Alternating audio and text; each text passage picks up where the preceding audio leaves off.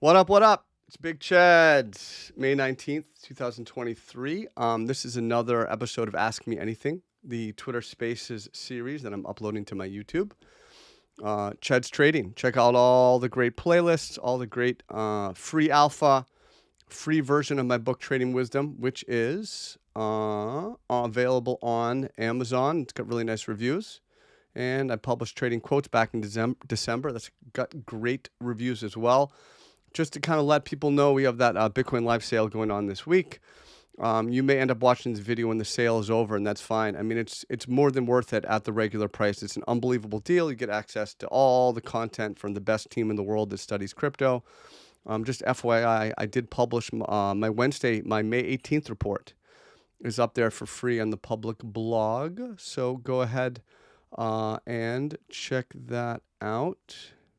Let's see. Let's get this over here. So I'm gonna hit this. I'm basically just uploading this Spaces. So I'll be hanging out in the chat room, and I hope you folks enjoy. So here we go.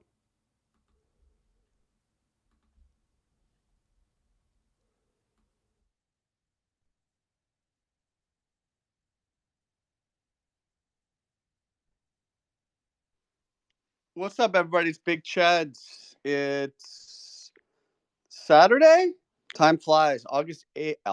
April 8th, 2023. A warm welcome and thank you. Most of you are listening live. This will be eventually uploaded to my YouTube channel at Cheds Trading. This is episode 32 of the BTC Market Update Ask Me Anything segment.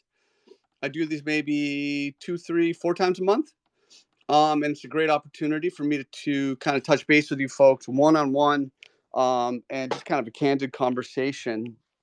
I bring you up, I talk to you, you ask me your questions, we kind of we riff, and people listen. There's great value in that. So I'll just run through a few things and then we'll get it started.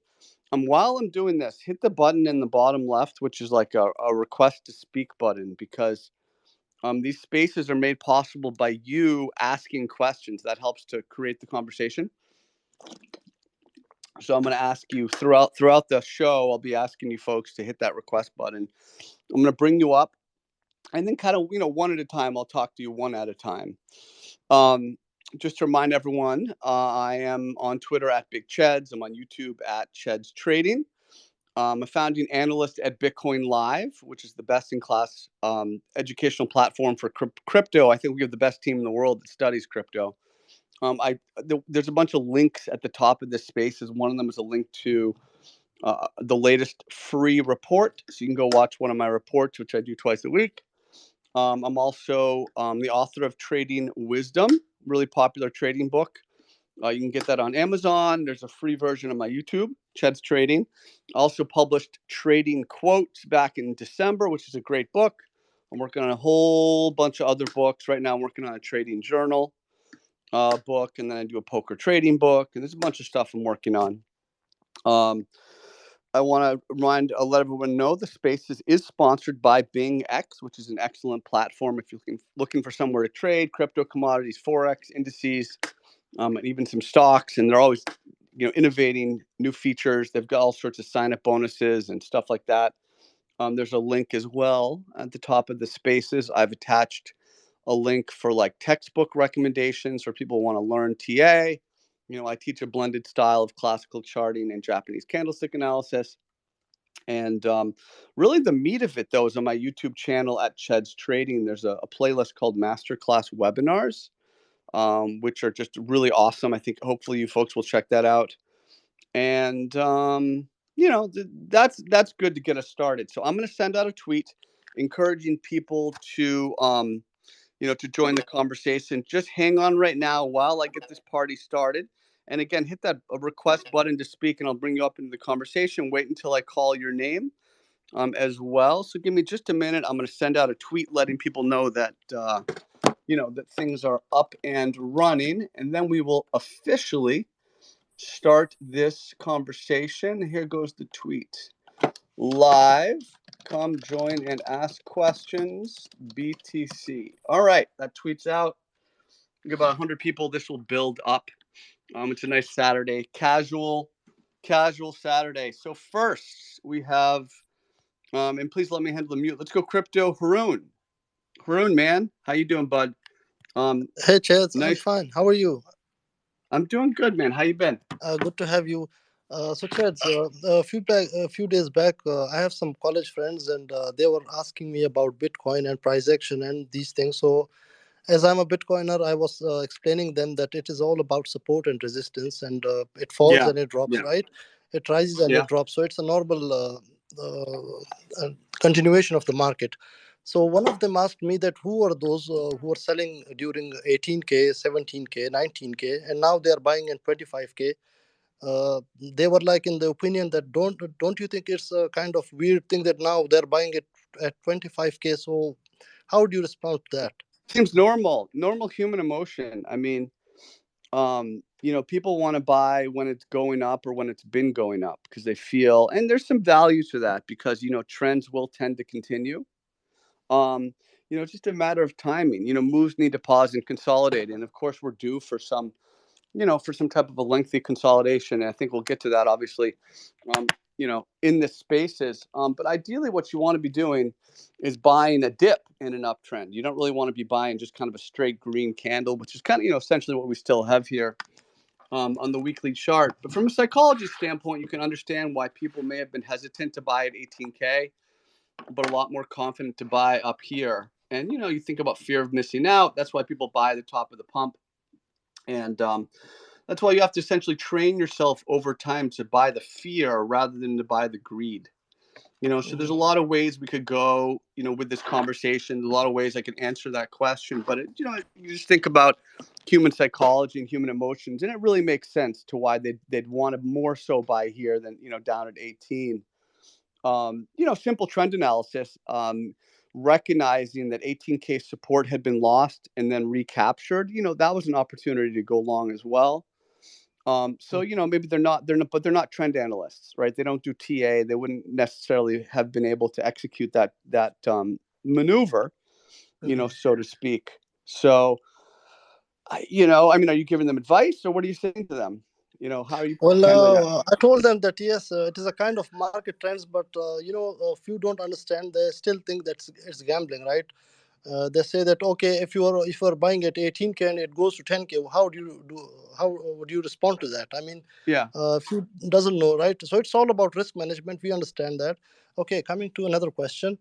As we know that we have June and July and these months ahead, and they are always been worse for Bitcoin, right? So, what do you see the Yeah. worst for Bitcoin in these months, and how? What do you see the best possible case for Bitcoin Well, in these months, I don't think we need. especially? I don't think it's too Okay. helpful, Haroon, to look that far out. You know, we Hmm. still need to see, can we test 30K? Do we break it? Do we hold it? Can we hold 25K? I just think you want to kind of laser focus on those two zones right now. I just don't know there's too much value in making decisions now based on what you think might happen during the summer. I think that's a mistake, right? Okay. We will need to let the price lead us and kind of follow the trend more than trying to anticipate. Even though, yeah, like 2021, we had the 80-day rectangle. We've historically had kind of boring summers, and the last week of the year is usually pretty boring. I mean, but you still have to. The further you go out, the less value there is in what you're trying to do. You know what I mean? I just had a friend text me. He's asking me literally, "Do you think Bitcoin is on its way up?" Give me a few. I'll text him back. Doing a show. It's funny. My friend literally just asked me that. So, um, yeah, I mean, I think we want to stay focused on what the price is doing right now. Can it hold 25K? Does it have enough juice to push up a little bit higher and test 30K? If it tests it, can it break it? Does it hold that? I think you really want to stay focused on the key levels that are most local to the price and avoid the instinct to try to look out that far ahead. So, do you see any possibility of retesting 30 to 32K, and then we all consider it was a bull trap and fall again? Well, it's You know, definitely. I and mean, no. What is these okay, narratives? What does that mean? Like, it's a bull trap. Like, get rid of. If you're going to ask me a question about price, let's do that. But leave the narratives elsewhere, okay, right? Yes, we can test 32K, but then you'd watch, does 25K hold? okay. All right, that was the So key we need to be breakout. cautious that time, right? We need to be cautious that time, that how it holds and I'd how be it supports? cautious. I'd be cautious if the price gets back below the weekly MA 200. All right. Okay, I right, would watch that. All right. But just right. avoid the Okay, narratives, the narrative okay, talk. Okay. okay. Great. Take Thank you, care, sir. brother. Have a Nice nice to day. see you again. All right. Yeah. Thank you. Next Bye. up, we have Sig. Sir Sigmund. Folks, hit request to speak. I'll bring you right into the conversation one at a time. Sig, go right ahead. Cheds, thanks for hosting. Thanks for having me up. Thanks for hanging out. Yeah, man. Hope you're doing great. And Doing great. you basically already covered my question right there. But everybody flips from bearish to bullish, and I'm looking at the chart with nothing on it, and I just see that this current consolidation we're in is below the consolidation we had in May. It's below the local lows in January 21, May 21, July 21. Mm-hmm. So, Yeah. Yep. it all just comes down to what you've already said. What do we Mm-hmm. do at 30K, and do we Yeah. grab support at 25K? And I guess, Yes. Yes. one thing I'm trying to get myself more on board with is sort of you touched on is let's be reactive to the current moment, not predictive, right? Yes. Oh my gosh. Yes. I mean, that's why like price targets are I feel like they, and it's a great topic. I feel, like price targets, I feel like they take you away from the moment because like if you're convinced, a token that's trading at $10, if you're convinced it's going 100, you kind of like training yourself to ignore like more information the price might give you in the next, few days or weeks. And so like my whole approach trading and teaching is like you really have to just stay so in the moment. I mean, it's Buddhist or whatever, but I mean, it's still true because you can't think too far out ahead because you don't have information, right? Don't anticipate as much, just observe. Yeah, I guess one question I could ask real quick. Your trading style, are you mostly doing day swings, month swings, intraday? Hmm. What do you prefer, or all of the above? It kind of depends. I mean, like right now, there's not much going on. We're sideways, but there's days like if you look, take like the last like couple of years. There's certain days that stick out in my mind, like January 24th, February 24th of last year, May 12th of last year. Big volatility days where you have like a massive drop. And usually there's like a tether FUD that day too. It's a great buying opportunity. Those days, I'll take like 150, 200 trades, and most of them were closed out that day. 2/3 of them, and a lot of them I'll let ride. And these aren't like 150 different plays. It might be like I have 20 positions in Bitcoin, doing different things. And so there's days when I'm trading a lot, and a lot of those trades are pretty much intraday. Usually closing that day. If I'm lucky, I can get in kind of at the right time, and I can ride part of that position for a few more days, maybe even a week or two. I generally don't hold trades that long, but I do. I hold more like swing positions. Like I have swing positions now on Bitcoin from 18.5. Right, I have like 30% of my original position. I took a lot of profit on the way up to 25K, 28K, but I still have 30%. So that's a trade I still have open, but I'm not like actively managing that, right? That's a swing trade. But most of my snipes, my scalps are, you know, I don't really usually don't hold them for more than 24 hours at the most. So I try to, it's kind of like in poker, there's a style called tight aggressive where you are very selective with your like the hands and your plays, but when you're in a play you just kind of go for it. Tight, aggressive, like tight's like your hand selection, aggressive is how you play it.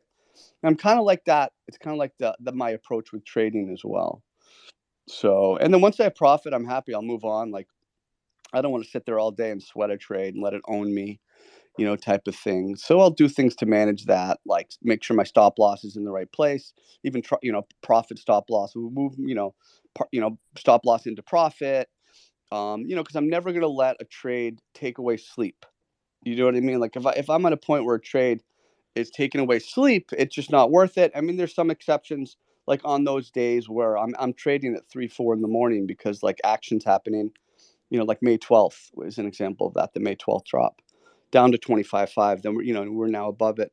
So I mean, like, so I guess that's how I would try to answer that question. No, that's very insightful. I appreciate it. Appreciate you. Yeah, you're a blessing to all the people in here trying to learn. I appreciate it. I appreciate people helped me out when I got started. I had a couple key mentors who really help me, and they didn't have to. And so it's always stuck with me. So I appreciate you, man. Have a good day. I'm gonna get you all in order. Up next, Meta Banky. What's up, Banky? Hey, Big Cheds, how are you? I'm doing well. Thank you for asking. Thank you for doing this, as always. I have a couple of questions. My first question is going to be about um, the, the technique about consolidation, right? Yeah. So Bitcoin is pretty much in the uptrend. The reversal happened when we got over the 18,200 or 18K. Yeah. And we still 85, yeah. have, yes, we still have some odds that are kind of like just in the accumulation Give me pattern. a couple so I can look at it and I know we're on the same page. Like, give me I like don't one or two. I don't want to give you the names because this is Yeah. just like a degen play. I don't expect any move now Mhm. because we're still in a bear market. I'm just Okay. trying to accumulate some of these tokens. But I Okay. can tell Why? you for the past, Why would you accumulate a downtrend? Like, you don't want to do that. Like, you don't want to buy downtrends, right? Trends will continue, right? And especially if it's an older coin, a dino coin, like I just don't like that approach. the reason why I'm doing, let me just give you a little insight into those coins. Is like the coins that I believe that they're prone to be more aggressive or maybe like have more returns ROI during the bull market. Like for example, a launchpad token.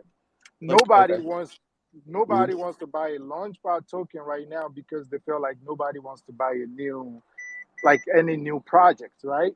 Mm-hmm. So I'm just in the mood, just accumulate. It could be $100 every week or $150 or $200. This is a long-term investment for me. It's not a Why don't you trading. buy Ethereum with that money? You should be buying Ethereum with that. I do buy Ethereum as well. I do have Yeah. so many tokens that I'm accumulating. I'm just the Yeah. context of my question is Go I for it, know brother.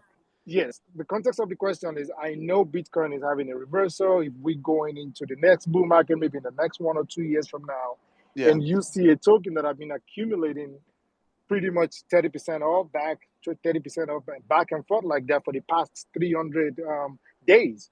So I pretty much just keep picking up those tokens when I'm at support and I'm just accumulating. Do you think that might be a good idea, or just wait till the pattern of the trend Yeah. of that particular token changes? For me, I would do that, the latter. I would wait till it changes, but Okay. you have to have room for multiple styles too. Like if we all Yeah. traded the way I did, like the market would be boring because Yeah. like if we all agreed on the price, it would never move. And you need to have room for TA guys and gals, FA people, Elliott Wave Yeah. traders, Ichimoku traders, pure candlestick theory, pure order book, on chain. You got to have room for all these styles. But just from everything I've learned and studied professionally, and just through my own experience, like you don't want to buy downtrends. You don't want to accumulate downtrends because the market knows more than you, and the market is filtering in everything outside, all the news. Yeah. And there's a supply and demand dynamic. And when you're like 95% of the money I've lost in my entire trading career has been on buying things that are going down and adding to, and especially adding to those positions as they've Gotcha. continued down. I've made like most of my wins come from continuation plays and breakouts and stuff like that. So just like go Yeah. with the trend, like make your life easier.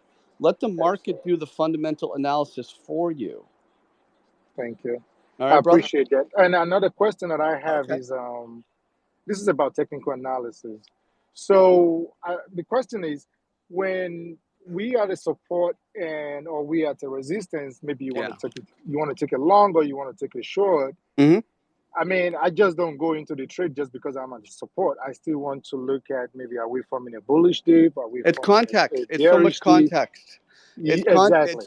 It's context, but it's also the more important point is how well defined a level is. Yeah. You have, on one chart, the price may be pretty well respected in a zone. On another chart, it might be chopping through a zone. So you want to kind Yeah. of ideally target the most well-defined levels and use that as your approach. Okay, brother? Yes. So my direct question is, what? Let me give you an example about Real quick. We got a big room. I want you the to. bullish. If you Yep. want to see a bullish div or a bearish div, do you use the RSI div or you use the OBV, and why? OBV. So you want the RSI is a bounded oscillator, and it works on 14 period, right? It's the look back of the strength versus its own closes 14 period. I use for regular divergence, which is the reversal divergence, and I talk about this on my YouTube channel in the playlist Masterclass webinars. You want to use OBV for regular divergence. OBV is just literally a tally, a running tally of the volume on the up candles versus, minus the volume in the down candles. And like the OBV should confirm the trend. RSI is bounded. It has a fixed limit, so it's going to top out. And that's why you get early divergence. It resets itself. Gotcha. Yeah, so I like to use RSI for a continuation divergence because it's a good thing to have a lower low in the RSI, but a higher high on the low price. on the price. Because that essentially means the RSI has reset itself while you've retained the price gains. So I recommend that people use RSI for hidden divergence only and not regular. All right. Got you. Thank you so much, Chad. I Thank you, appreciate man. you. Appreciate all the questions, man. You all best of luck. Next up, we have Gaira, Gaira. I'm going to take you folks in order. If you want to join the conversation, hit the request button. Gaira, Barna, PDG. It is your time to shine. I'm going to give you about a five. Oh, there you go. Hi, Cheds. How are you doing? Hope you're doing good, well. man. What's happening? Not a whole lot. I'm a Bitcoin Live member, so I definitely appreciate all that. Definitely recommend it to everyone. Thank you, man. I have two questions. One, which you've mentioned there, which is Doge. Doge had a breakout, came back down. It's kind of seems to be revisiting that support around the 200 DMA. So just kind of wanted to have your thoughts on how you would approach that. I know you said 8 cents. I think it's 8.3 cents right now. We got to stick with 8 versus the 200. Like the price has really played closer to 2 than to 8 rather than 200. You know what I mean? In my opinion, you've seen how I've covered it too, right? I just think you got to be almost binary, bull or bear with that 8 cent level, obviously with the price filter around it. And if you think back how I've covered Doge too over the years, I've also caveated too, where like the TAs, you can try to use the TA, but like Elon can come in any minute and just like tweet like one way or another, and like so it's got that higher beta, high volatility that makes the TA harder, and so the TA just helps you contextualize, essentially how to deal with that volatility. But so 8 cents, but also you've got a lot of external factors in this one to make you got to be a little bit more careful with it. Okay, but in its current context, given where we're at with Bitcoin, I'd look to buy it like 790 probably, because it looks like it failed off the initial bull flag read we had talked about a couple of videos ago. Right. It kind of looked like that failed down, so we just shift back to like I think you want to buy just below 8. You start to get the little panic and fear on the loss of 8, and maybe that's where I would look to buy a throwback, and it would be a pretty textbook throwback. Awesome. Second, quick second question here. It's great because there's been a lot of people that have been asking about this, and I've wanted to ask you about this for a while. You're obviously a trader, very experienced, but I never really hear about you accumulating any coins. Why would I? I don't believe. I don't believe these are. Okay. So the question really is your focus is really the trading. You're not really an accumulator. You don't believe in that in general. You know what I'm accumulating? Like dividend stocks, like Coca-Cola, Pfizer, Triple M, 3M, like stuff that I can probably pass on to my kids. Sounds good. I just wanted that perspective. So I appreciate it. But that's just me. And this is why, look, there's probably people who are way better traders and make way more money and like whatever, like, and they know what altcoins to buy because they read the white paper. I mean, whatever. I mean, to me, they're just absolute pure vehicles for speculation. Right. I've been around long enough that just like I've seen almost everything go to zero that has that type of volatility. Okay. So and with crypto too. I mean, and even you look at like the older stuff, Dino coins, I touched on it earlier, they underperform in new bull markets. It's always the new market one. So it's like, why would I accumulate these things? They get more bloated, more token issuance, so I don't know. I appreciate your feedback, Cheds, and everything you do. Have a good one. I appreciate you, man. Talk to you. See you tomorrow for the report. Take care, brother. All right. I love the Bitcoin Live members. Let's go on design. Newell Concept. What's happening? Design Trader. You are up next. Then we'll go to my man Up Only after that. Design Trader. I'll give you about a 5 count. And again, folks, I'll take everybody in order. I'll go as long as there are people who want to ask me questions. Design. I'm going to give you about a 5 count, and I'll get to you next. Don't worry, Tendy. I see you. You're up after that. Noel, I'll give you a 5 count. 5, 4, 3, 2, 1. Let's go. 2 up only. And then, how you doing, buddy? Hey, Chaz, can you hear me? How you been? Good. Just chilling. Just woke up like 30 minutes ago. Tell us about your profile picture. It's pretty interesting. What is that? It's a DGods. It's a A what? NFT project. DGods. If you click on it, you Yeah. can see like its verified collection on OpenSea. What do they do? I mean, it's an NFT. They don't, Oh, okay. They're really speculative. Just art. But It's just art. Yeah. They drink They shoes. do like, yeah, they drink beer from their shoes and throw some parties here and there. All right. So what's happening today? What would you like to talk about? I don't know. I just kind of jumped on the space. I guess I wanted to ask you. Bitcoin price action. Kind of looking at the bigger picture. We came off the 1-year bear market last year, and the price has been steadily increasing since beginning of this year. We all know that. I watch your videos. I'm a Bitcoin Live member. Oh, great.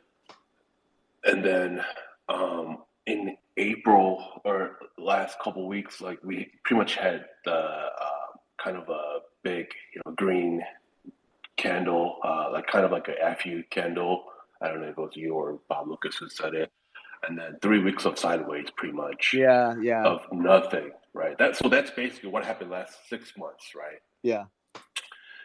And I was looking at like what's the obviously we want trying to figure out what's going to happen next. And I'm like, wow, there's no volatility here. Like there's nothing happened past 3 weeks. We just had came off a huge green candle. Yeah. And some people are saying, oh, it's a bull flag. Okay, maybe. It's definitely a bull flag. Definitely a bull flag. Okay. Yeah, but and it doesn't mean it's gonna complete and like give us a new flagpole either. But like, I mean, it's just the most logical conclusion has to be continuation. Even though we've got daily divergence, even though we've got overhead resistance, it's still a large, pretty much a weekly chart, Maribozu up with 3 small bodies. It's just like you call it a bull rectangle. You can call it a bull flag. It's consolidation after an advance, which is most likely to continue. And exactly. And like, you said it, like trends continue until it doesn't, right? So like, we are at resistance, but like, right. I even commented on the Bitcoin Live, and I think you responded. I was like, yeah, trends continue, but resistance are resistance. Oh, that was that comment. Now I remember. What did I say? That was you said in the bigger picture, the trends will continue, and it's a temporary, like a stop sign, temporary pause in the price action. Yes, correct. Which I was like, okay, yeah, that makes sense. So that means we're probably going to break and then go up because this is coming off the lows of 15.5K. I mean, I don't know, right? You've seen me put it all together. You've seen me put together the multi-time frame analysis twice a week. And I still think it makes sense for another move up a little bit more and then a pause. Like 32, 34? 30, yeah, maybe. Or even poke its head above 30, go to like 30.8. And then come back and really start to scare people. Because it really, a lot of people have been shorting. I've been watching them. Great traders, great analysts, and I get it. And yeah, it could be setting up for a tower top easily as well. But like, I'm not going to anticipate a red candle yet, especially given just weekly moving average crosses. And breaking 25K was so significant. 25.5 was really significant. And divergence, like daily chart double. We just had the triple divergence, most recently back in what was that? That was August last year. So like even most recently we know the price can give us another high first. So I feel like if you get one more high, then everyone starts to FOMO, and then you can really kind of do what we need to do. It may be a deeper pause and consolidation. I mean, textbook ideally would be drop 25K. Maybe even just below, scare people 24K and then kind of rip from there. But we don't always get that, and just anything's possible. So I'm kind of ready for anything, but I still just my gut, as you've heard me, is that I think we could just a little poke higher, not a big move, but a little poke. Do you see on the weekly, Chaz, the MA 200 weekly. That's like right there at 26, 25.5. Absolutely. Yeah. Yep. So that's like a level that could be tested also. Sure. Or the 8, right? Yeah, it's emerging right there. Yep. So that's really interesting when 25.5 was a critical level, and then you have the moving averages emerging right there. So I mean, so that's why I don't get, like, if people are shorting here, like they're shorting for a $2,000 move. Like I didn't really. Yeah. No, I mean, any dip you want to buy at this point, especially to primary uptrend EMA 8 or longer to 200. But I get it though too. I get it because I mean, there's market PTSD, and it's easy to look outside the chart and say, okay, we're only pumping because like CZ Binance is like converting BUSD.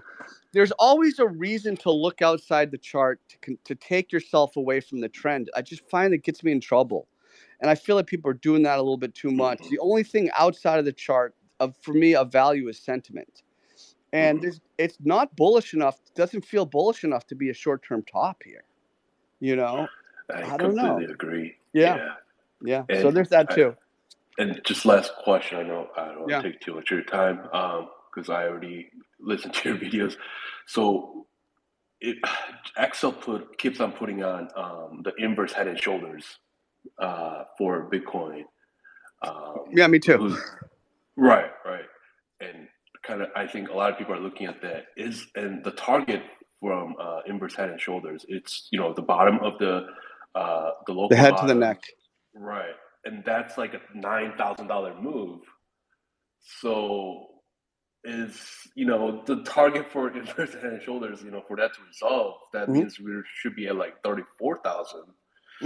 Well, we talked about this though on Bitcoin Live throughout the years. You want to not only, even with pattern targets, you have to consider consolidation ranges that are in the way. Like a runner, there's a difference between a sprinter and a hurdler.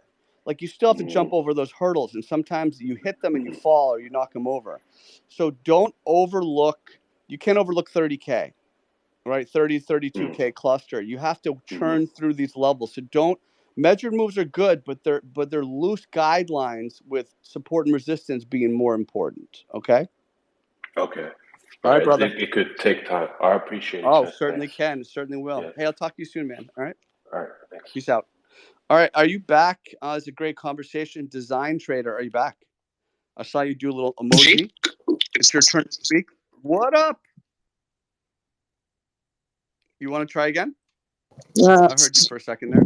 Thank you so much, Big Chad. I really appreciate the opportunity to be here, and I want to thank you so much for the content you put out. They are actually awesome content, and I've been following you for like 2-3 years now, and it's been amazing, really amazing. Most times when I come on Twitter, I just check you out and see your content and what you're putting out, and it's actually good because I can actually remember there was a time you gave more like a price. I don't know if it was a price action or a chat about a particular project. It could be BTC or so, and it went wrong, and you came back online to say, I was actually wrong here, and that was something that a lot of people on Twitter don't do. Like they have this pride. They have this pride when posting. After posting, they still believe. Like for instance, I have this guy on Twitter that has been believing that Bitcoin is still going to go below 12K. Like with the current price action right now, he still feels that we're still going to get to about 12K. But why he's thinking about 12K, people made money. Like for instance, you entered the trade around you posted a trade around, was it 18K Bitcoin at 18K? 18.5 long signal. Okay, 18,500. And now it's currently like the last minute I checked, it was around 28. That's money. Like if that's money, and it really doesn't matter. I think people should understand that it doesn't matter if you are a bull or a bear. The market is there to give you money. And if we definitely see it that way, and the market to make money is going to make things easy. All right, but a very quick question. I've watched a couple of your videos on YouTube.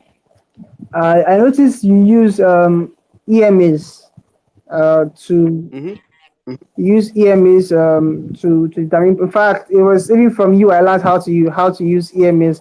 But currently on my system, this trading view I'm using for chatting, I just have I'm able to use just four EMAs. That's 20, 20, 50, 100, and 200. So I really want to know the I don't know if it is an indicator or something you use.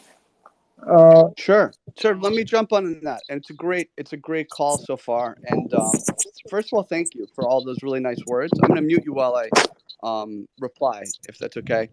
Uh, Just thank you, brother. And so just really nice words. So like when I'm wrong, I try to I try to celebrate. I mean, I'm wrong a lot, like anybody else, and I think it's important not to like pretend to be right because no one's right all the time. It's all about like managing your risk. And there's like, and Peter Brandt writes about this in his he was one of my colleagues at Bitcoin Live. He writes about this in his Diary of a Commodity Trader book.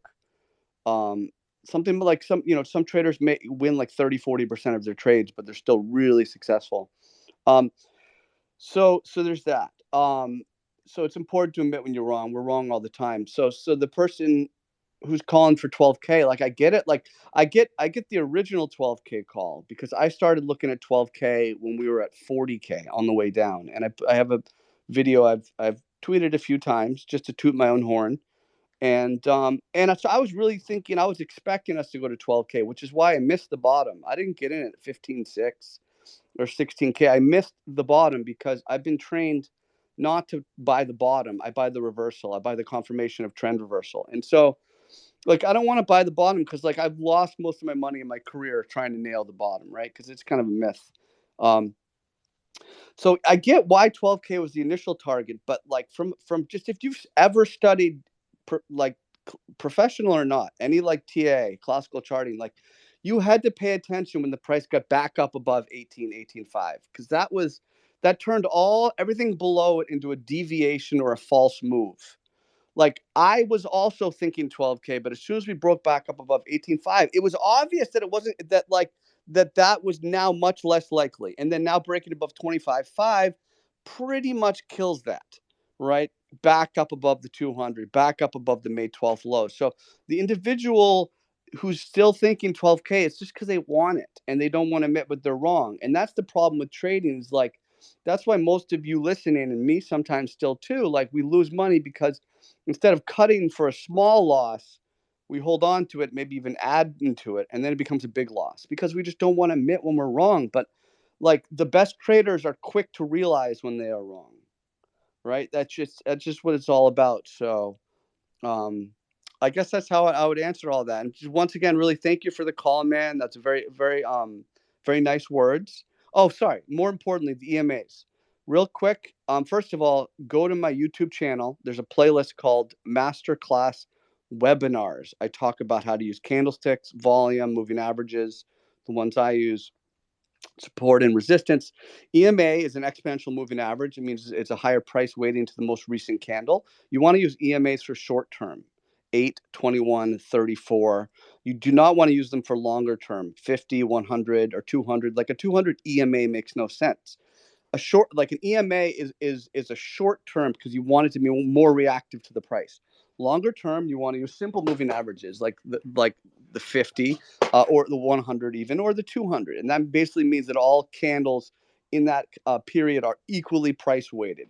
So if you want to get more into that, if that all sounded a little bit too heady, I went too fast, just go to the YouTube channel and watch that masterclass playlist. It was great to hear from you, man. Next up we have question mark. What's up, Hey question man, mark? What's going on, what brother? up? All good, all good. Having off day from work, so I'm up to listen to you. Yeah. Well, my question may be a little bit off, but it's partially to the topic. What do you prefer? Like, I understand that stop loss needs to be and everything, and cutting the losses and everything. I get it. But for example, when I trade, I usually trade it with let's say doggy, yeah, random numbers. I get in at 7 cents, let's say, yeah, and I put it in let's say 10 coins, big or let's say 100 coins, yeah, just for the example. Then I go up to let's say 7.8 or 8 or 10. I take profit, but I don't take the whole bag out. Smart. And then I put part of the profit back below my entry price to push down the liquidations and my entry price to get more gains when it goes up and down and up and down. So my question is basically if it's a stupid strategy. No, it seems like you're overtrading it a little bit. Like, I don't know that, like, you know, a chart like Doge or whatever, it may present you with an opportunity, but it's not going to present you with an opportunity over and over again. Right? Yeah. You need to be more selective with your entries. And first of all, any trade you take needs to come from your watch list and not like someone else's tweet. So have a watch Obviously, list. yes. Like I'm working with a few coins, and I did get good returns on them because let's say I'm trading the coins directly. I'm not trading dollars, but the coins directly. So basically, I get more coins with the price going up, so I get the benefits of it. But what I meant is like it's better, for example, to get in whatever price when you see it's a good level. You get in, you go up, you take profit, you go up, you close the whole deal, and then wait till it goes down. Sure. Or it's better to open when you have, let's say, 10 parts. You keep one part open, so you still have the liquidation point and the entry point. And then when it goes deep down near the liquidation point, you get back in. It just depends. You don't just get back in because of a liquidation point. You want to get back in because the price is interacting with the key level in the chart. That's what I mean.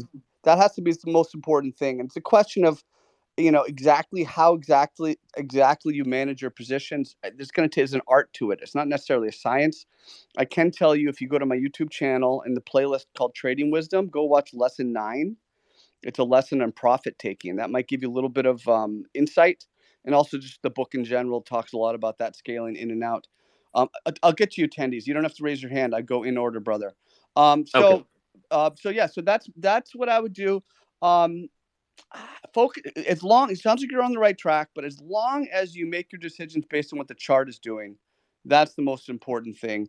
Not so much like your average or like a liquidation point. Like that shouldn't be kind of the origin for any kind of decision making. All right. Yes, that's what I mean. Like, I do get the whole stuff, what you are explaining to me. But this is what I meant. If it's better to get totally in and totally out, or it's better to keep a part of the trade open. I would scale in and scale out. That's a lesson in my book, and I don't know if I have the free version up on that lesson, but you generally do want to scale in and scale out. You want to approach in ways that are more flexible rather than less flexible. Partial profit's good. Partial entries you can add if the price confirms, you know, whatever your trade idea is. So I would say scale in and scale out. All right. Okay. I'm just like, I was worried that I did something dumb. Well, look, I do something dumb every day. Don't worry about it. Just keep grinding, keep practicing, bet less, have smaller position sizes. Yeah, and lower leverage. Like you'll be fine. And over time, you'll be fine with enough experience and discipline. Okay. Thank you. Thank you, brother. Check out my YouTube. What's up, Cardinal, man? It's been a while. I'll get to you next, Papa. Cardinal, what's going on? And folks, by the way, hit the button in the bottom left, the request to speak button. We have some speaking spots opening up. What up, Cardinal? What up, Cheds? Are you still trading the cable or what? I haven't traded Forex in a while. Yeah. Yeah, but like, there's this. I want to talk about ETH. Ethereum. All right. Yeah. What's going on with our friend? Look at the daily charts. There's this symmetrical triangle like formation.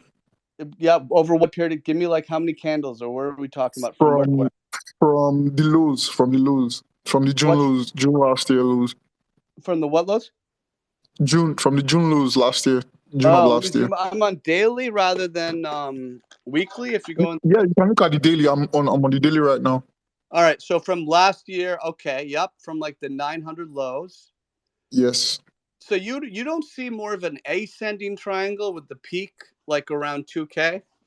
That's what's for me now. The thing is, I've been tracking this since May. I've been tracking this since March 11th. So initially, it was a symmetrical triangle for me. March of 11th. Yeah, March 11th. Like, how are you drawing your top? How are you drawing your descending supply trend? It looks like it's already broken. I mean, if you take the peaks from it's broken. Yeah, it is. Right. So right now it's forming more of an ascending triangle right now. But like I still want to stick to my initial thesis because it broke 1700. That was a key level. So what's your thesis? And how do you want to, like, what do you look to do Axel, here? You know Axel, right? He says Axel is amazing. He's really good. Yeah, it talks about how symmetrical triangles can act as reversal / continuation pattern. So I think this is like a reversal for ETH. So like I'm bullish on ETH provided it maintains 1700. What's your stop loss or what's your invalidation level? Below 700, below 1700. Okay. Yeah, I mean there's nothing wrong with that. I mean it's a very, very simple, straightforward approach. I think it's just fine. And he talks about how you should put your stop loss below a minor low. So for this current long, I think I got in around 1750. Your minor low is what, the end of March? Basically. 27, 20. Exactly. You're right. That makes a lot of sense. On the money. Yeah. And I mean, so again, but you're not, it's a symmetrical triangle, but you're still executing your risk based on horizontal structure, which is correct. Yeah. And the target is somewhere around 2,800, 3,000. I don't know. I don't think you can look that. I still think you have to, don't underestimate 2,000, 2K. That's a big level. Yeah, for sure. Not a big level, but it's a significant level. I have a T1 target for 2,000. That was my TP1. Yeah. In case we get above the last for the rest. Absolutely. Yeah. Well, I mean, Ethereum is generally bullish here. I've been tracking it versus Bitcoin as well and kind of watching to see if, Ethereum kicks into a next year. It's just another reason why it doesn't look like Bitcoin's topped off yet is we don't see the BTC pair doing anything. And I'm surprised. If I look at BTC alone right now, it's very difficult. If I look at BTC alone right now, it's very difficult for me not to be bearish because of what's for me. It's looking like a tower top. I get that. I get it for sure. I mean, I can totally see that. I see. Yeah, you can see like the bat-like formation. Yeah, but also bull flag, and we're really just above 25K. It's hard for me to like. It's hard for me to really, So no, I get you. Like even main talks about this pullback to like 25,200. Yeah. He knows to 25,200, and I think it's very much. It makes a lot of sense. I mean, there's two schools of thought on that. It makes sense because that's where demand area is. But you also think about classical charting. If you think about like a breakout, the strongest trends actually do not come back and retest. So if you look at the studies that Bulkowski has done in his encyclopedia, and you look at encyclopedia of classical chart patterns. I mean, and also on the pattern site, it's like when it throws back, it's just worse performing overall in the long run. So you want to throw back, but the caveat to that is it's also represented now a weaker trend than one that is not thrown back. Do you know what I mean? Yep. Like what happened in the bull run. The bull run, we hardly got pullbacks. Oh, yep. I got to continue. I just got to So yeah, great topic, man. It's I'm glad to hear from you. You sound like you're doing well. Keep on rocking. Yeah, man. Stay safe. You too, brother. You stay safe as well. Let's do a quick reset while we bring on the next speaker. I'm Big Cheds on Twitter. Go to my YouTube, Cheds Trading. I've attached a whole bunch of tweets to the top of the thread, and if you're listening on replay, they are replies to the original Spaces announcement, textbook recommendation, the link to my free Bitcoin Live report, sponsored by BingX, information on BingX. textbooks, recommendations, you know, all that. I think I probably said that twice now. But let's check that out. I do want to bring you in to speak. It's much more fun when we're talking, not just me running my mouth, us, you know, having a conversation, and because it's from the questions that things flow. Papa, what's up, Papa? How you doing? Hey, Mark. Thank you for having me. Thank you. Thank you for hanging out. So my question is about Japanese candlesticks, and okay, good topic. One of my favorites. I know that it's mostly a short-term signal, but now I'm watching on the weekly time frame on Bitcoin that we are forming most likely a triple doji. Yeah, potential TriStar top, or even a tower top. You know, a large candle body with three small bodies. You got to, so volume, before you finish your question up, but I already have a couple thoughts based just on that alone, but go ahead. I'm wondering how long it takes to resolve this pattern on a weekly time frame, because I was watching it on daily time frame signals on the candles, but I'm not sure on the weekly time frame how long it takes to resolve, and what's even the strike rate of this pattern, let's say.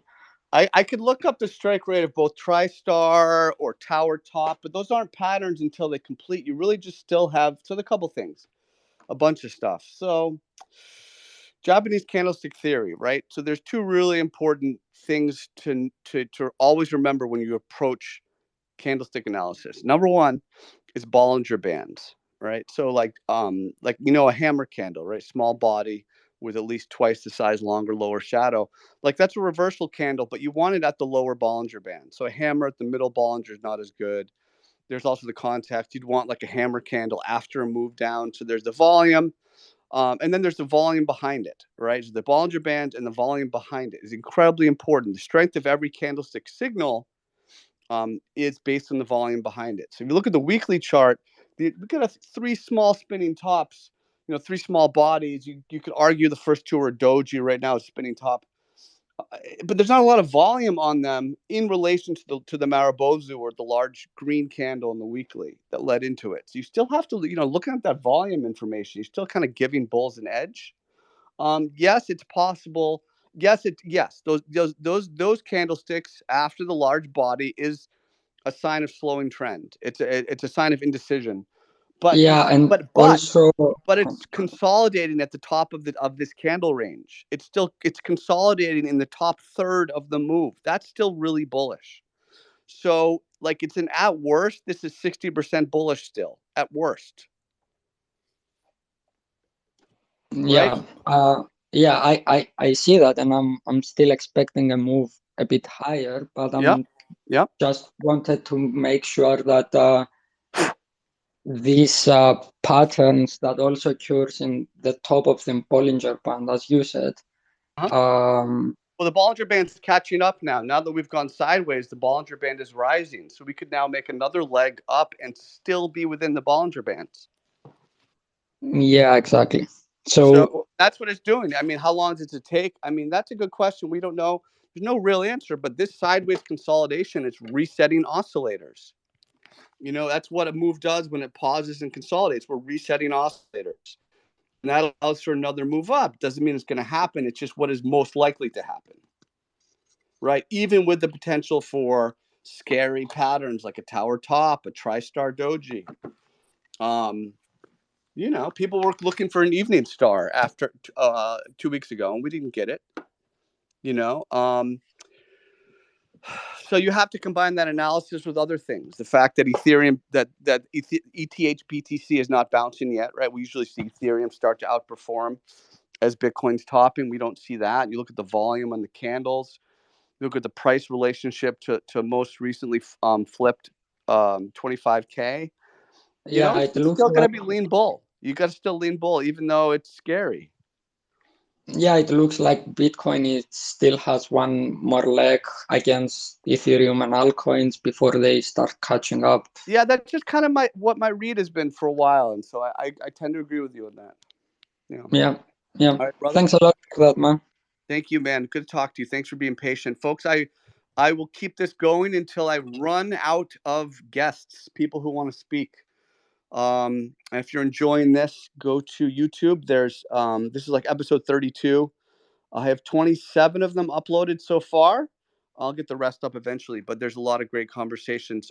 Wait until I call you and I'll unmute you. TCG, what's going on, man? It is your turn. Hey, Ched.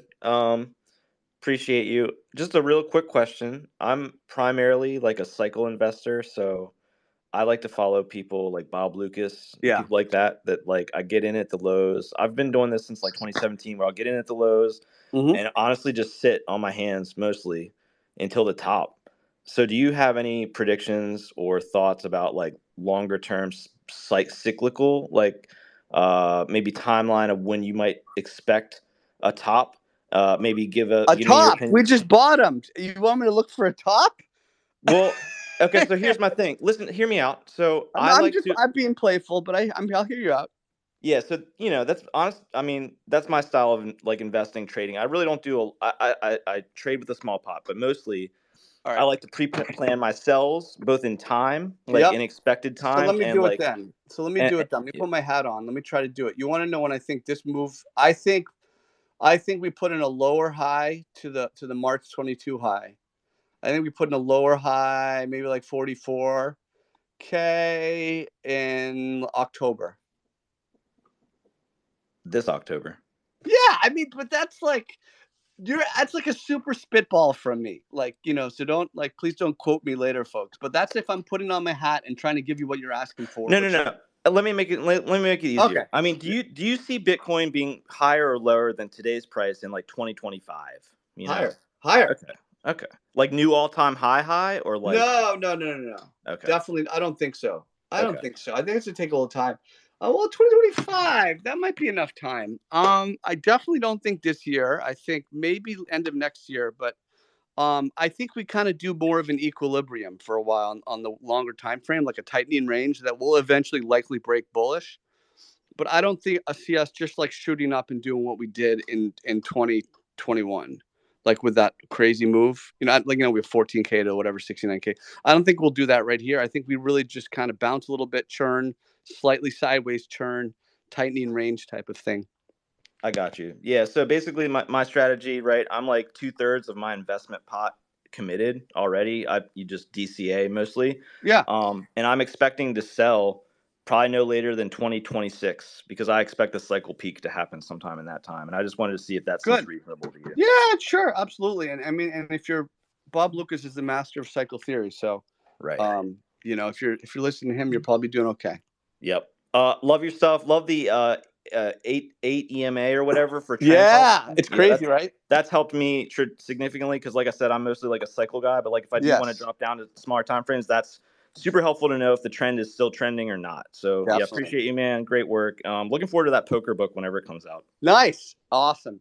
Probably like a couple years, but I'll get it done. Appreciate you, man. Brother. Appreciate you. Thank you. Thanks a lot. All right, I had someone else up to speak, but you got to let me control the muting. If you keep unmute you, I have to move on. Pat Richie, not Pat. Pat UC Jr. Richie, what's going on? What's up, Cheds? How you doing? I'm chilling. How you doing today? I'm doing good, man. First of all, I want to tell you I appreciate you for being you, basically, man. I had gave up on trading. I'll just give you a long story short. I had gave up on trading. I had signed up for a little MLM and didn't really learn and try to do it on my own and was trash. And I had a friend, but I used to watch the charts every day, Bitcoin and Ethereum, like every day, just studying them, not teaching myself some things, but not really learning for real. And I had a friend ask me, he was like, hey man, I want to trade, whatever. I was like, bro, it's really kind of dangerous and I don't really know how to do it, but I'll try to see if I can learn something. And I've been following you and I had hopped in one of your spaces and I heard you say something about the masterclass. Man, I went and watched all your videos, bro. And I feel like for a beginner, I'm pretty damn good. The only thing I have trouble with is when to take profits. I watched the video on that you got on your YouTube on that chapter on your book. Lesson 9, yeah.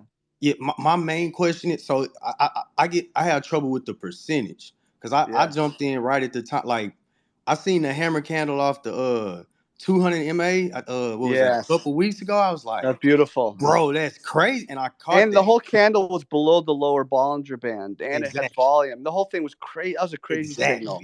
But you know, success is like kind of like the worst teacher at the same time.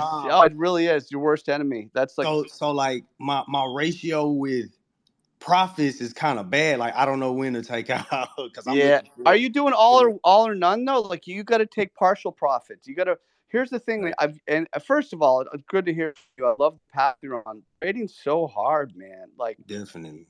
I've blown up like multiple accounts to like zeroed out, and I just like went and read a textbook and came back when I had more confidence. And so you added some skills. The key though, the key is to bet less over time. Is most you really just want to have like small positions to help you kind of get the experience. So what you want to do, right, is like if I want to go long with Bitcoin for like $1,000, I'll break it into 5 $200 trades. Okay. And so I have more flexibility. So right now I could have them at different staggered levels of profit. I could have one at 27, one at 25, you know, one at like whatever, you know, and so you allow yourself a certain amount to ride the position, but you still want to reward. You definitely want to reward yourself as well. Yeah. And every time you take a partial profit, it makes every future decision easier because it represents a smaller percentage of your risk assets. So just break down what I really want to go in with into smaller fractions. 100%. And you'll be like, wow. Now this because now you're making smaller decisions. Because you have to change your approach to give yourself more flexibility. That needs to be a pillar of your approaches. How can I give my style more flexibility rather than all in or all out? You know. Yeah. Be flexible. Yeah. Appreciate you, bro. I really appreciate you. Great call, man. I wish you the best. All right. Same. All right, be good. That was great. That's why I love doing this. It's stuff like that. I mean, I'll be honest. Those kind of I get a couple of those every spaces. On God Saran, I think we've spoken before, if I remember correctly. On God.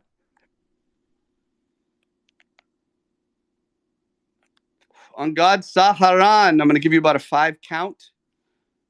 It is your turn to speak. While we are getting close to wrapping things up, there are no more requests to speak. We've got a couple hundred of you, 217, and no one else would like to ask me a question. That's perfectly okay. If you do, hit that button in the bottom left, that request to speak button, and I will bring you up into the conversation. I potentially have another 20 minutes, but if I run out of questions, I'll wrap things up. On God, are you there, man? I want to give you the opportunity to join the conversation. While you're listening, folks, take note of the attached tweets. A lot of great information. I know my man Tobias has been with us before. Tobias Ludwig, what's going on, buddy? Tobias, join us. Hi. Tobias, what's going on? I'm here. Can you hear me? On God, I'll get you next. Yeah, I'll get you right next. All right, Tobias, why don't you wait? On God, it's your turn. I'll get you next, sure. Tobias. All right. On God, what's going on? On God Saharan. This is fun. This is the technical difficulty period in the program. On God, are you there? Okay, Tobias, why don't you give it a shot, bud? Thank you for your patience, Tobias. What's going on, man? Hi, can you hear me? Yeah, loud and clear. Glad you're here. So unfortunately, I couldn't join earlier. Probably I've already spoken about it. We see on BTC the Bollinger Bands getting pretty tight. Just a little hint with what bias or how do you trade that? Hold on 1 second. My wife is calling me. I'm trying to let her know. So how do I play the Bollinger Band squeeze here? Yes. So yes. I mean, how would you play this I'm move? aware of the Bollingers getting tight, and that's alerting me to the idea. And Sean, please do not unmute yourself. Let me handle that. I'm getting close to the. All right, I got to remove you, Sean. I'm getting close to the. Sorry about that. All right. I'm back, folks. I had to deal with something. So it's alerting you to the idea that there's volatility close by, right? The Bollingers are pinching, but we're still, our focus is still centered on the idea of price relationship to support and resistance and the key levels in the chart. And we know in Bitcoin 25.5K. We know, and then we know we've got 30K just above. So we're still, the Bollingers are pinching. How are we playing them? I don't think we need to get too cute with, we're gonna fade, we're gonna fade the first move, above or first move below or whatever, right? We're going to still just focus on the price relationship to 25K. Can we hold 25K, right? Does it break up above 30K? And so the Bollingers let us know to pay attention to volatility. When the volatility happens, we can contextualize that volatility based on, the price relationship to that support and resistance. Yeah. So rather stay off the sideline, wait for a good opportunity. I see a major resistance up there, like you mentioned, the 30-something level, and the support, rather the 25 something potential. Yes, support. absolutely. Focus on the key levels. And we've seen with Bitcoin even, we can have sideways Bollingers last for a while. I think not that long ago, I think, what was it, January. Sean, please wait till I unmute you. We can see the Bollingers pinch for a while. So don't over anticipate, let's still just stay patient and let the price lead. Okay. All right. Last question. Yeah. Do you have a bias? Sure. And what's the topic? Like the bias on where Bitcoin would move I still next? think it's more like, I think it's at least 60% likely we go up a little bit higher before doing a more sustained consolidation. And that's kind of been my approach for a couple weeks now. All right. Thank you very much. Thank you. Appreciate you, man. All right. HLTS, you're next, and then we'll get to you, Sean. HLTS Pulse Live. Pulse Live. Yes. I was going to ask the question. How do you think the market in America would affect Bitcoin's price? Like with the dollar losing value a little bit? So your question, first of all, thank you for joining. Your question, if I understand it, do I think there's going to be an impact on the price of Bitcoin based on what's happening to the dollar? Is that kind of the more or less your question? Yes, because like if products around the world, as like say oil and food, other commodities, sure. If you see Bitcoin as a commodity, yep. I would try to avoid thinking like that, honestly. Because there's times when the dollar goes up and Bitcoin goes down, and then there's times when the dollar goes up and Bitcoin goes up, and vice versa. So correlation is a tricky thing, and we don't want to get too caught up in that. What we really want to pay attention to is when the price tells us to pay attention to a level, what happens next? So the price tried to find support at 18,000. This is thinking back. To that consolidation range, September. The fourth quarter last year. It lost that support. It lost 18K, and when it came back and got back up above it, and now with support again, that's something we had to pay attention to, because our job as traders is to listen to the price, especially when the price establishes a level for us. So we can kind of continue with that approach. 21.5, 22.5, those are key levels. But really the major level is going to be 25 to 25.5K zone. Does that support level hold? Try not to focus too much on what the dollar does, because at the end of the day, you need to execute your risk based on what the price is doing in front of you alone. The information within the four corners of the chart in front of you, the price relationship to that support and resistance. So try not to think about what's going to happen to Bitcoin because of what's happening outside of the chart. Try to stop doing that and try to just focus on the trend and the information that the price is giving you, okay?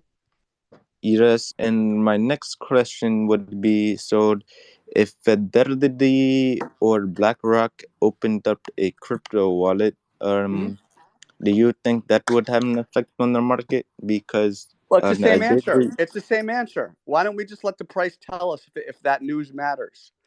Like, we don't have to sit around and guess and speculate if news will matter. let the price tell us. Just follow the price. It's going to give us all the information we need. That could happen and the price could go up. That could happen and the price could go down. That could happen and the price could do nothing. So there's really no point in speculating ahead of time, right? We're just we're not wasting time, we're passing time.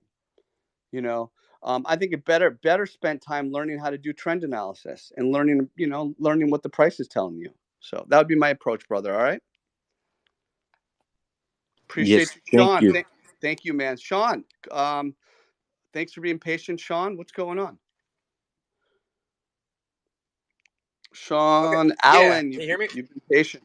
Yeah, thanks for Hey, how being you doing, Cheds?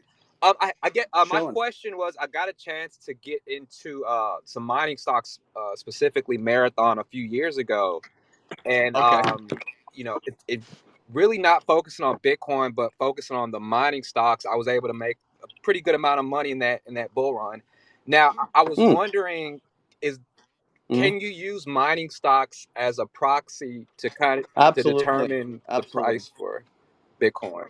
Absolutely, but yes, definitely. Although there's still relative strength, you know, like if you're going to do Marathon or Riot, you know, you pay which one's stronger, right? So I'm pulling them up right now, and like Riot's a better looking chart. So if I'm going to use one of those as a proxy, I'd be more likely to use Riot than Marathon. So that's, you know, it's yes with caveat, right? Right now, is there possible that there may be some kind of latency between the miners and the Bitcoin price that can be exploited possibly?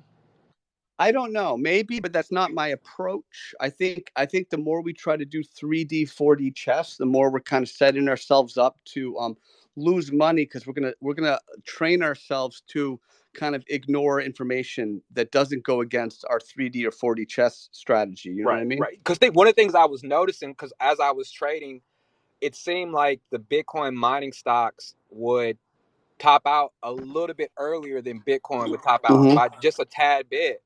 And that timing could mean. But that maybe that's because equities broadly are doing the same thing, and now we're back to trading correlations rather than. Now again, we're leading ourselves away from simply just focusing on what the price is in front of us is doing with the asset we're trying to trade. Gotcha. Like there's time, bro, and it's a great topic, and it's the same as last. I mean, there's times when like SPY, the Qs and BTC are like 1 for 1. And there's times when there's like they're going the opposite direction. So I've learned you have to be so purist to really just focus on the chart and not get too caught up in the correlation game. Gotcha. All right. All right. Thanks, Chad. Cheers. Appreciate that. We're gonna try to wrap it up to the last few guests. On God, this is your last chance, man. On God. We'd like to hear from you if you're able to make your audio work now. On God. Hi, Chad. Yo, hi. We've spoken before, right? Yeah. 2-3 times. I always remember names, and I saw that the Haroon. I remembered the Haroons. Thank you, Chad. So what's up?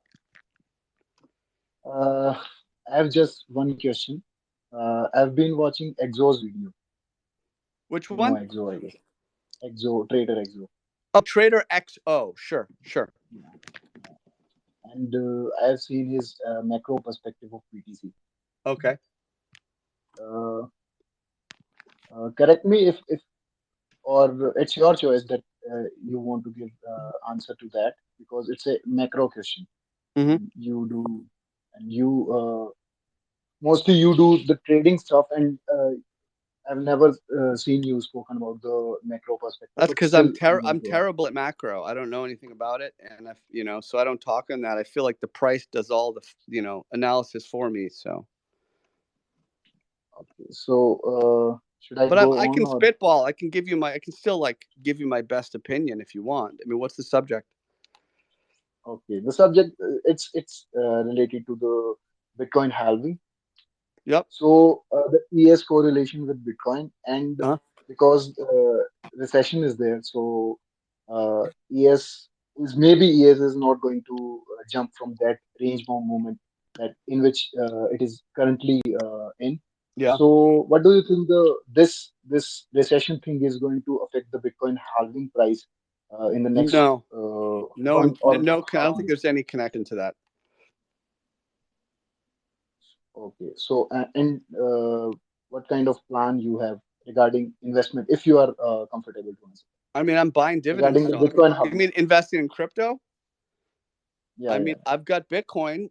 I bought at 18.5. And I sold pretty much most of everything in 2021 and a little bit early 2022. And I've talked about that many times. And I started to reaccumulate when we reversed.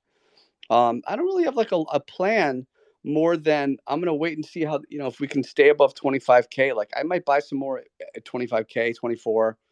I might even buy some on a breakout. Like I don't mind buying if the price continues in the trend, but I don't have a strict plan. I'm going to wait for kind of a major level interaction for like a hodl type of thing. I'm trading left and right, but those are all kind of in and out day trades, maybe a day or two. I don't have like a plan for the halvening. I would never have a plan for the halvening. It's way too far out for me. Okay, so or as my question is not like your type. Like I'm guessing that you have a plan for halving and No investment plan of No, I do not. I have not at all. Not at all. I don't think that way, and I've been trained not to think that way. I do not. Okay. So much can happen between here and there. I mean, like look at like the Bitcoin chart, like on the weekly chart. Yeah, it's bullish again, but now we just had a recent dip below. We broke below the prior all-time high for the first time, right? So there's signs of some weakening trend long term, even though we're bullish again, secular long term recapture, weekly 200. But I think we're more likely to go, do like a tightening range in the weekly chart, like an equilibrium rather than just make a new high. So I don't think it's going to be as easy as new high, before the halvening. So let's just wait and see, man. I mean, the market's adapting, like the market's 6 to 8 months. maturing, right? Yeah. All right. Okay, Chad. Thank you for the answer. Hey, you have a great day, friend. Okay. Thank you so much. All right. Let's go to Moon. Moon King. I am Brutes. Hey, bud. Actually, hold on. Can you take the next person? I'm in a car wash, so it's gonna get too loud. All right, Ricardo. What's up, Ricardo? Hey, Cheds, can you hear me? Just fine. What's going on today? Alrighty, so I just had a question for you with regards to a tweet that you had put out a while back. And it and it was just so it was on which one? What did I do? It was April 14th, 2022, and it was just you saying basically, BTC, the move from 12K to 100K will be amazing. Oh yes. And then a couple of days or kind of recently, you followed that up with that was April 2020. That was April of what year? 2022. Okay. Yeah. And then a couple of days ago, you kind of. So it was a year ago. That was a year ago. Yeah. A couple of days ago, you kind of followed that up by saying, might go down as one of my best calls. Yeah, totally. So I was just kind of wondering, if those are different calls, but those are two completely different calls, right? One of them is like what I think will happen when we bottom, and I'm saying bottom's basically 12K. And the other one is like we're at 40K, and I think we're going below 20K, and maybe as low as 12K, and we basically did. So it definitely didn't nail the exact number because I was expecting 12K, and I had to switch at 18.5 and go long. So finish your question, and then I'll kind of riff on that. So go ahead. My question was, I was just wondering, if you could kind of expand on that a little bit, and then Absolutely. a little follow up would kind of be, seeing obviously since we haven't hit 12K, if you believe that the low is in basically for this next. Definitely, I think it's 90% the low's in. Okay, gotcha. And I talked about how I had been, and people commented like, I can't believe how quickly you pivoted from bearish to bullish, because I was like ultra bear because but I was always had my invalidation all the way down. I had an invalidation and finally hit at 18K on the recapture. That's why I didn't buy 15.5. I bought 18.5. Because I wait for confirmation the trend reverses. So when I first said it was a year ago, the move 12K, because I was basically seeing signs. We were at 40K at the time, maybe 38, 40K. I was seeing signs that I think we're going to 20K. And if we go to 20K, we're probably going to break it because there's not a lot of support. And I walked through the thesis in the video where it would make sense to go to like 12K because that's like the panic level, 12, 14K, the panic level below 20K, and then bounce. And we kind of sort of did that. And it was amazing to see the price play. And it's rare. I can't just do that now and tell you the next like year. It's just like things lined up in such a way that it just felt like that was the way we were heading, the long-term weakening trend, the loss of the 50, the kind of failed reversals, that failed double Eve bottom, like all sorts, just having followed it every step of the way up until the top and all the way, whatever. So there's not always times when you can make that type of a read, and it just came to me. I had a feel, and it played out, and it's just fun, and it makes sense, and it's nice to see that Bitcoin is adhering to trend analysis, to kind of rules of thumb, classical charting, Japanese candlestick theory, all that. So I said, but then I said move 12 to 100K. I'm also allowed to shitpost a little bit, right? I'm also allowed to have fun on Twitter, and there's usually some truth to it. But sometimes I'm just kind of poking around, seeing who wants to talk to me and have fun. And do I really believe it was 12K? Yeah, near that. But the 100K is more of a like, it's a great number. Everybody wants to hear 100K, and people have been talking 100K. But I'm almost saying like we got to go to 12K first. And I still think like eventually we'll get to 100K. Definitely, like hopefully within my lifetime, if I'm, for me, every day is a gift. So I don't want to like even assume I'm going to be around. Right. But that doesn't feel that far off, a few years out, right, to get to 100K maybe. So that's still a wild ride. And it's funny that I think like that prediction is probably going to be 85% right. I think we'll eventually get to, 100K, and we came pretty close to 12K. So I guess that's how I would approach that topic. Awesome. Thank you, Cheds. Appreciate you, man. You be good. I'm gonna get the last ones here quickly so I can get everybody up. Let's go with Moon. What is up, Moon? Hey, bud. Big fan of yours. I've been watching you for years, back into like Tony Vay's days. So Tony Vay's? Yeah, very aware of your teachings and everything. But I brought something up to you. I'm just hanging out. So go ahead. I brought something up to you a year ago, and you kind of denied it, and I want to get your thoughts on it. Was that wrong? You were. It's not the first time. Kind of. No, it's kind of in the middle. But it's a fun topic to bring up. It's a fun topic to bring up. I brought something up to you, when we were probably in I was saying the 30,000 area, 40,000 area, right before we broke 30,000. Yeah. And I said that something to watch over is the 300-week moving average. Oh, 300, yeah. Yes. And the main reason I said that was because I actually go back into like S&P history, like 70s, 80s, and everything that dealt with tech. Yeah. For some reason, the 300-week moving average is like just the number, the moving average to watch. Mm-hmm. And we broke it for a couple of weeks, but then that was the moving average to just like bounce right over it. It retested it once. I believe it was 17.5 at the time. It got rejected. 2 weeks later, just boom. That was that big green candle that we saw in the week. Then never saw it ever again. And I think right now we're sitting at like 18.6, 18.7. So the question I'm gonna bring up to you again is, do you see that being the moving average for the future? As if any, I mean, like you look at Facebook, you look at Amazon, all of that. It just seems like not that what you're saying doesn't ring true. Like, I mean, don't get me wrong, but it's still no, because classical charting, the trend is the 200 moving average. Correct. So there's just, I don't care what it is. And even Bitcoin, which I watch 16 to 18 hours a day, I'm not going to just add a moving average because Bitcoin right now has a few contact points. You need to use the same moving averages in every chart. Right? You don't want to get into a habit of this one likes the 55, but this one likes the 50. And now all of a sudden you have like 50 moving averages in your chart when you're like scanning around, and you're just finding one that maybe like you have to have a system and stick to it, and less is more. fewer indicators, fewer moving averages. I would not add another moving average. I would not add the 300 because it's just either above or below the trend, which is the 200 in classical charting, and that's how I've been trained.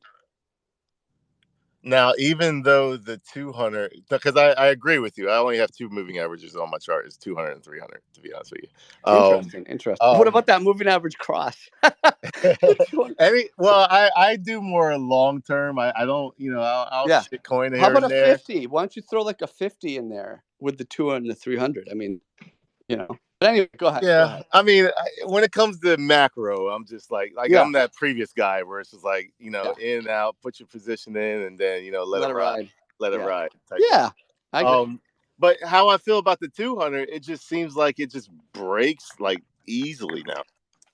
It's true. I mean, we have signs of weakening bull trend in the long-term chart. I mean, we just had to. It was down to 6 degrees for the slope. Yeah. It was flattening out. It's rising now. But it's I'm still gonna still check out the important. 8. I'm gonna check out the 8. You said that I heard that guy previously. Oh, says EMA the 8. That's primary EMA 8? primary uptrend support, right? Okay. And EMA 34 secondary. I talk about this in the master class. But EMA 8, if you can have one moving average and you're trading, it's the EMA 8. Okay.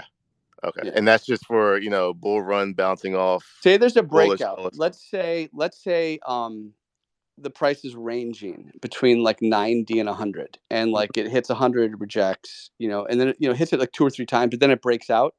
Yeah. It's now going to oscillate between the upper Bollinger and EMA 8. Right. And when it comes back, EMA 8 is the buy the dip moment. It's like the bottom of the bull flag. It's where everyone's freaking out because they think like the top's in when it's really just briefly paused. Correct. Like Bitcoin, the weekly chart, like it's still above its EMA 8. Like the EMA 8 is down around like 26.2. Okay. Right. So you're buying the dip on the EMA 8 until proven otherwise. It's primary uptrend support, and the strongest trends will use it for a while. And then you'll start to see a close below it. That's a sign of weakening trend. And then it dips to the secondary, which is the MA20 or the EMA 34. That I use Bollinger Bands as my style. But really, EMA 8, check out the 8. See how strong trends use the EMA 8. It will blow your mind. Nice. Appreciate it, man. Thanks again. Thank you, man. Appreciate you. We got Esteban. Hi, how are you doing today? I'm pretty good. How you doing, Esteban? I'm good, thank you. So, I'll ask you a question about a concern I had in regards to Bitcoin that I heard from somebody else, and I think it is right. But overall, I'm very positive on Bitcoin. I like it a lot. Me too. When I look at, of course, when I look at it on a monthly, on a monthly chart on TradingView, I mean, with RSI, we've recently had it transition over from being under the RSI to trading above it, and that's just a big move in terms of a long-term trend change. And it's really interesting how all of this is coalescing, because I also monitor, is the U.S. economy going into recession? And one thing that people have criticized Bitcoin or criticized it about is it really an inflation hedge, because that's mixed news, mixed reviews in that one, right? Right. Well, it's going up while the stock market's going up, and et cetera, et cetera. But if you look at it compared to interest rates, you're actually seeing it take into consideration all inflation, not just CPI, but asset inflation. So it makes sense that the price of Bitcoin has at times had bull markets while the stocks are having bull markets. But when you compare what the interest rates have done in the U.S. with the price action and year-over-year change in the price of Bitcoin, you see as interest rates rise, which is slowing the money supply, Bitcoin's price growth slows or even falls. And as interest rates in the United States fall and money supply increases, Bitcoin's price has actually increased, and there's a pretty good correlation. So now that we're at pretty much 5% in the United States, now we're heading to 6. This has been one of the most massive moves. So I'm not surprised with stock to flow we didn't hit 100,000. Yeah. Now, I mean, I can't believe where we are, and it's pretty strong, insane. Right? Surprising. Yeah, the response we got in terms of rate moves. So I think we are going to reverse this. I think it's a big mistake how far the Fed has gone. They're notorious for making mistakes. So once we see this reverse, it'll be I haven't positive seen anybody as well. say the Fed's done a good job. I don't think I've ever No. seen anyone say that. Yeah. So all of this is coalescing, leading up to a halving, and it's like stars aligning. Now I know the halving is a long ways off, and we have their strict act and a bunch of other things. So you have to take things as they come. But these are the positives for Bitcoin. So then Sure. I'm watching There's reasons for optimism. Yep. Correct. So I'm watching a YouTube channel, Meet Kevin, which is I haven't heard of it. Well, it's pretty good. I find it a good perspective that I don't hear that often, which is why I watch it. But he said he's not against Bitcoin. He doesn't hate it, but okay. Why would you hate something? Why would you hate something? I don't know, but he doesn't. So it's not like I have to try and justify why he does. But anyway, so the issue he has with it is the vast majority of Bitcoin's trading volume happens on Binance. So he is skeptical as to whether Binance is just creating coins to purchase it, and then there's market manipulation going on, or if that is actually something that's not a concern. And when I think about all the concentrated trading volume, I don't think Binance is going anywhere, and CZ is smart and not going to be traveling around the world. So I don't think, because the U.S. is not too pleased with them. But at the end of the day, I don't see that changing. But it is a concern that we have so much trading volume in one area, and I wonder what your thoughts are on that. So there's a lot of great points you touched on. First, so like to make a new high in Bitcoin, you need retail, and often, that was certainly helped along with the COVID money, the helicopter money, and that ties in with like money supply. You talked about that. So I think the biggest take I took out of your kind of, you set the table really well.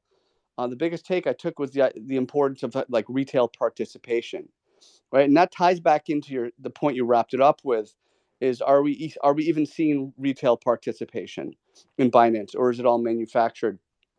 I think we're in an industry where there's not full transparency, and that's part of the game, and that's, I think it's just kind of a fact of life. There is a retail base. I don't know how big it is. There certainly is market making and wash trading, and these tokens, when they're launched, I mean, they pay a market maker to create volume. So it's part of the game, and there's some of that in traditional markets as well. You have to have a market maker. You have to have someone kind of facilitate the action. So it's a really interesting topic, and it's like not something I'm specialized in or have studied. Like I study the price, I study trend analysis, and I've studied professionally techniques that are for the stock market, and I applied it to crypto, trend analysis, right? And I've studied people, I've studied psychology, I use the sentiment analysis. So that's kind of my expertise. And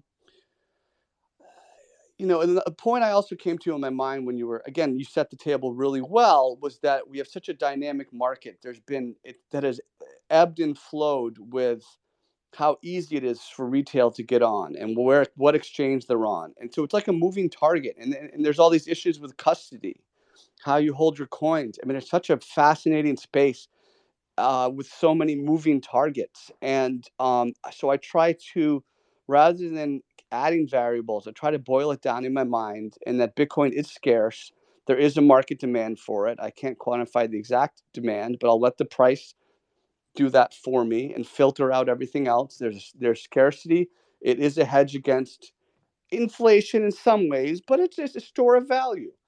And I think if the governments were going to kill Bitcoin, they would have done it 10 years ago.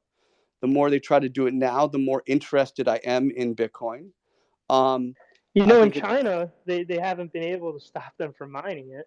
They're still mining it in China, despite the fact that the country banned it. And if there's any country who, if they wanted to put a stop to something, they would. You agree with me? You agree with me that if governments were going to stop it, they would have years ago? Well, I mean, they're trying, and it's extremely difficult. So I don't know how far China would have to go. You kind of imagine if they wanted to, they could, but then again, police it's like state, they outlawed it, and they're still doing it. And China, they're pretty serious about their laws. Like, they're not too far different from Singapore, where they're very serious and they're very strict. So I'm very surprised that if Bitcoin was so fragile, and people, whenever they say, "Oh, I'm worried about it getting banned," it's like, well, it's been tried many a times, even in Nigeria. And the funny thing is, Nigeria said, "Oh my gosh, we're concerned. I guess people want a digital currency. Let's make one." So people will be interested in this, and they'll become less interested in Bitcoin, and it just made people more interested in Bitcoin. Yes. So it just had the opposite effect, and that's human nature. That's about, human nature. That's human nature. If you try to ban something, people get interested in it. Right, and not just that, people are concerned about CBDCs, but that's that's a threat. That's a threat. That's a threat. If the U.S. dollar is not doing too well, and it doesn't look like we have another crisis, before it gets questioned. I mean, it already is, and times are good. So if times weaken, I mean, this seems like the moment where people would say, why do I have this? And now they're trying to, go towards the exit. They're going to what? Say, well, the dollar didn't work, but I swear, people, this thing that is pretty much not different in any way. The U.S. dollar, the U.S. Whatever it is, CBDC, but we'll control you. We'll have more control. Like, I don't think people are going to show up for that. I don't think anybody is going to accept the CBDC, and I think over time people will over time comply. I have a little bit of a more jaded view. I do think eventually that the governments will get us on that. And there still will be will be paper currency, but like people there's a certain percentage of people that just want to be told what to do. True. I don't disagree. I just think I have a feeling it'll be like in Nigeria, what happened, where people had no interest. They're like, we don't trust our government whatsoever, and pretty much it seemed toxic, and then that was it for them. Well, listen, I appreciate you, man. I'm going to wrap things up, and it was just a really great topic. All right. Thank you very much. I'm sorry if I interrupted you, but it was a pleasure speaking to you. No, you added a lot of value. Thank you for joining today. We're going to the last one is Benjo. We're going to wrap it up with Benjamin. Yep. Can you hear me? Are you jamming or what? Not right now. Hopefully later. What guitar or what? No. Just I actually don't do any jamming myself. Are you literally making like fruits, like you're making jam, or you just living life and having a good time? Living life and having a good time. Good. Yep. So I may have missed it earlier. You were talking about the ETH BTC chart, and then I think I'm watching it closely. The guy you were talking to didn't really let you finish. So I was hoping to get your thoughts on where you think that's heading. Well, I've been watching how much. I think it's eventually headed up, but it just isn't doing much because I've been watching. It almost had a little breakout there. It failed here at the underside. Look at the MA50. Right in the daily chart around 067, 068. You have a very clear case here of prior lost support becoming resistance, and the price bounced and rejected. But I was watching to see if it didn't reject, because if it didn't reject, I was going to be a little bit more bearish on Bitcoin, because I really only watch this pair when Bitcoin's at a key level. It can sometimes give you a little bit of an early warning sign. It helped us spot the November high before it came. I mean, I started to get cautious at Bitcoin around like 62, 63K because Ethereum was breaking out. So you want to watch Ethereum and the ETH BTC pair, Ethereum versus Bitcoin, when it's at a key level.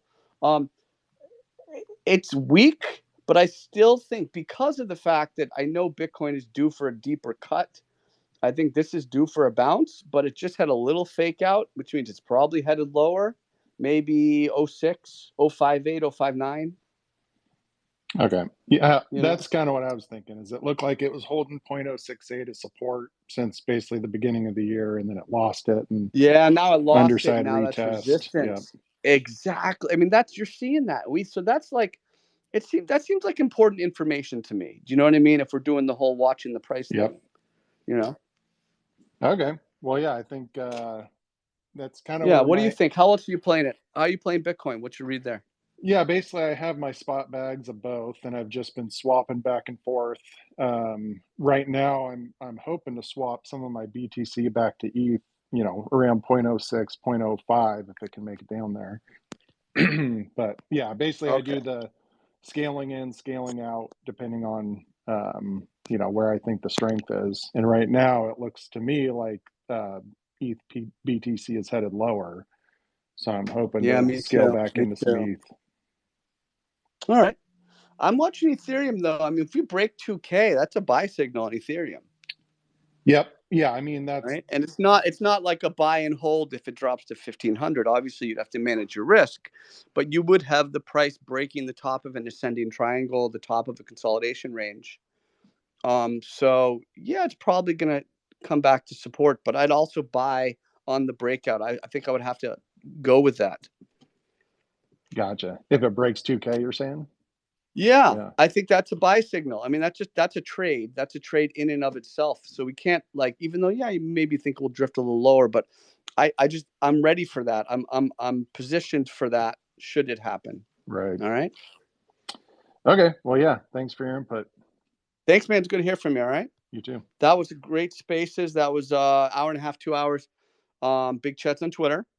Go to my YouTube, Cheds Trading. If at the top of this Spaces, there's a bunch of resources for you.